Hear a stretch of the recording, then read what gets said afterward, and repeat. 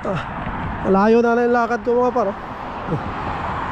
Kung kayo ay balak, no, na pumunta rito, no, kailangan talagang planuhin mga par ng maigi, no? Kasi pagdating dito mga par sa loob, no, hindi mo alam kung ano mangyayari sa'yo, no? Hindi mo alam kung anong mandatatan mo dito sa loob, no?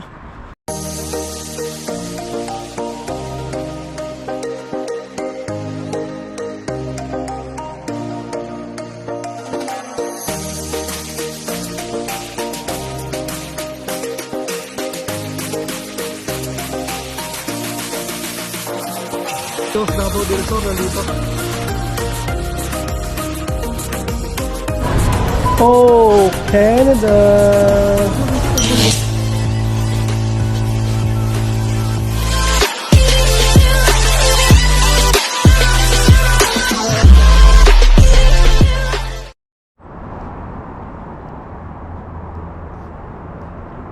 Pahabol pa ako, paro.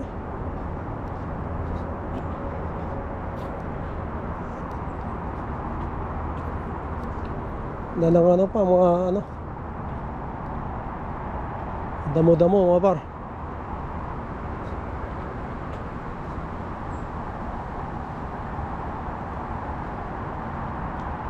Dito tayo sa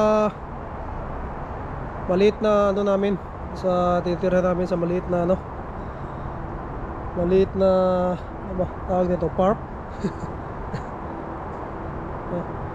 Daming mga magagandang ano mga par, no? Magandang mga bulaklak pa, no? Habol pa, habol. Medyo malamig na mga par, no? Plus 8 na. Feels like plus 6.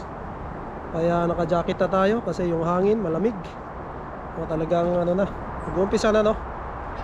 Talagang nagpaparamdam na mga par. Ano mga par, no? Medyo mahangin na nga, no?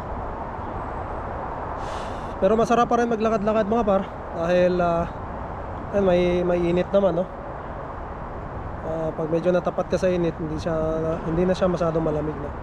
Pero yun, sa tingin ko ano na, nagpaparamdam na talaga mga par dahil October na nga, ano? So talagang ano na to, medyo siguro ngayong October, sabi ni Sir Ali, no, shoutout, iinit pa raw to, no? Pero yun nga, medyo malamig kasi kanina umaga mga par, no, plus 4 tayo, no? At talagang hinatid ko si Inday kanina, malamig na. So ayun nga par, no? Pag-uusapan natin nga pa lang, yung topic natin ngayon, no? Kung gaano nga ba kahirap, no? Ang walang trabaho dito sa Canada mga par, no? Especially dito sa Toronto, no? Lakad-lakad tayo mga par, no? Tuloy natin ating kwentuhan habang naglalakad tayo. So maglakad doon sa may unahan mga par, no? Mamaya pa naman yung sundo natin kay Inday. Ayun na mga par, no? Usapan natin habang lakad-lakad tayo ito. Ikot-ikutin natin itong ano, lugar namin mga par, no? And yun, habang lalakad tayo, pag-usapan natin kung gaano ba kahirap, no, mawalan ng trabaho rito sa Canada mga par. Yun nga, ang sabi ko mga par, no, isa pa kahirap dahil marami kang binabayaran dito mga par, no? Sa katulad na lang namin na international student, no? Siyempre alam naman nga natin, no, na limited lang ang trabaho misis mga par. Kaya pag yung spouse, no, mawalan ng trabaho mga par, napakahirap. Hindi basta-basta, no? Isa lang ibig sabihin yan mga par, no? Talagang gastos, no? Ang ibig sabihin yan. So sa katulad ko nga, no, na hindi naman ako nagtatrabaho mga par sa ngayon, no? Dahil kailangan nating magsakripisyo mga par, no? Kailangan muna tayo ni Mrs. mga par, no? Para makabuelo sa kanyang school, no? Kasi pahigpit na rin ang pahigpit, no? And yung schedule niya medyo tight na mga par, kaya napilitan tayo na tayo na lang magsakripisyo mga par at huminto ng huminto sa trabaho natin, no? Para pero mag-alaga kay Inday mga par, no? Pero magbabantay, magsusundo, maghahatid, no? Kasi yun nga, alam naman natin na hindi pwedeng pabayaan yung bata rito mga par, no? Kaya kailangan talaga mayroong magbabantay. Mga par, may Toyota pa dito. Toyota yan dyan banda, Progress Avenue. Lakad pa tayo doon, nahan pa. Kapag isa sa inyo mga par, no, ang mawala ng trabaho rito, no? Siyempre yung student nga mga par, no, ay limitado lang ang trabaho. Tapos isang katulad ko pa, no, yung spouse ay hindi makakapagtrabaho. Talaga napakahirap dito mga par, no?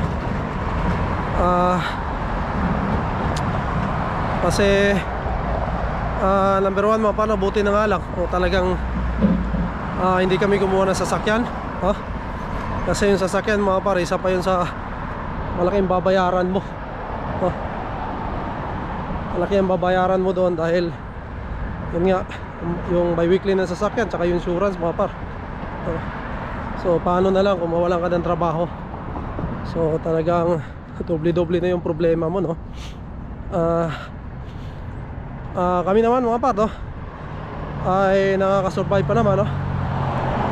Talagang tipid muna, tiis-tiis muna talaga sa ngayon, para makasurvive lang mga par, no?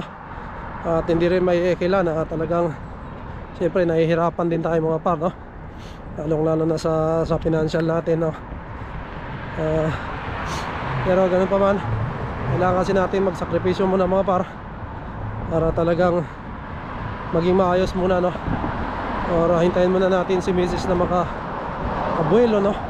Sa ngayon ay talagang sakripisyo muna. Malayo na yung lakad ko mga par, no? Galing ako doon, no? Oo, sa kabila.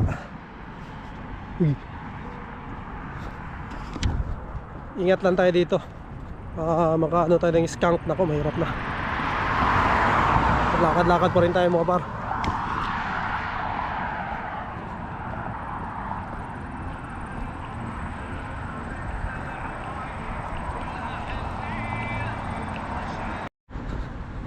So yun mga par, no?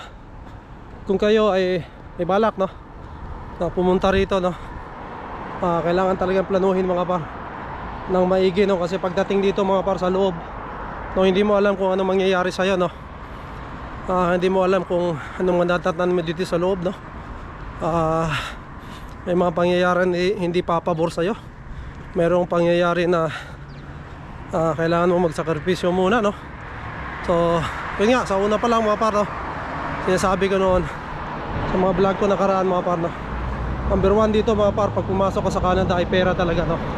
Kailangan may dala kang pera, dahil anumang mangyayari mga par, no,